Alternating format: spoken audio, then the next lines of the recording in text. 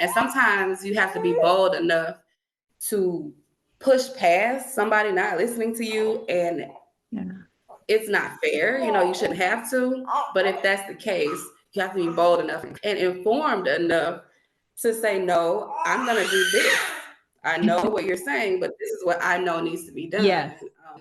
And I have to be ready to own the experience and to travel the road myself so that I can get the experience I want. I have to first have the audacity to want an experience.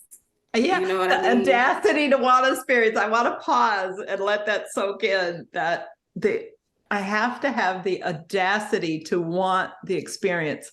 I just have chills all over, Shayla. That is a powerful statement. Yeah, because there's this idea that birth is just something that you just close your eyes and go into, and we just got to bear it, grin and bear it. And it's just, I don't know what happened in my birth story, and I don't know this. I don't know. I woke up and you were here. But what if I went into this like I was going into my wedding or going into my bridal shower, and I want a certain experience? I want a blissful birth, or I want a peaceful birth, or I want a exciting birth, or orgasmic birth, or whatever kind of birth you want. What if you just, had, like I said, the audacity to be like, to decide I want a certain experience, and I'm going to seek it out. I'm going to seek out that experience. And how many resources can I put in place? How much knowledge can I gain? How many people and things can I put in place to achieve the outcome that I decided that I want? And then let's see if I can do it. So you talked about resources and knowledge. We were talking about birth teams.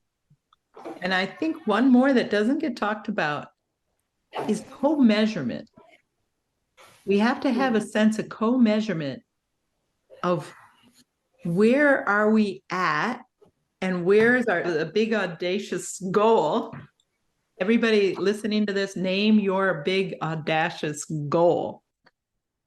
Where am I now in my body and in my life? What is happening in my world that is close to that audacious goal? Right? Like, for instance, I wanted a home birth. What else was I doing that was living my life from my home, for instance? Okay, I got into herbology. And somebody could have a home birth and have nothing to do with herbology. I'm not saying those two have to go together, but it was something in my life that was use the same kind of internal trust that I needed to have a home birth. That is such a good point. It almost sounds like you're saying that it's a lifestyle, kind of like a lifestyle choice. And it was like that for me as well. Even when we talk about home birth, you have to be a candidate for home birth. You can't just birth at home if you have certain health issues. So maybe it's like getting my health in a certain place first before I can jump to home birth. So sometimes there is a road that you have to travel. And it is hugely what you believe you're going to experience going into it. And I know that can be hard if you have these terrible narratives, which is why it's so important to change the narrative and to share, other narratives. Yeah. And to understand that you have power in this. And part of it is educating yourself so that everything else can't tell you what you're going to experience. You get to say what you experience, even if you do have to walk a long road. What helps me the most is not to try to force my goal or to will it or to ignore the stress, but rather to breathe into it and imagine the gratitude of it already being achieved. The gift has been given and now I'm celebrating it. And that feeling is like a magnet that opens up.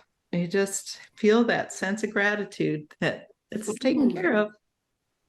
That is so good because it's like the opposite of doubt. It's a certainty that you can kind of walk in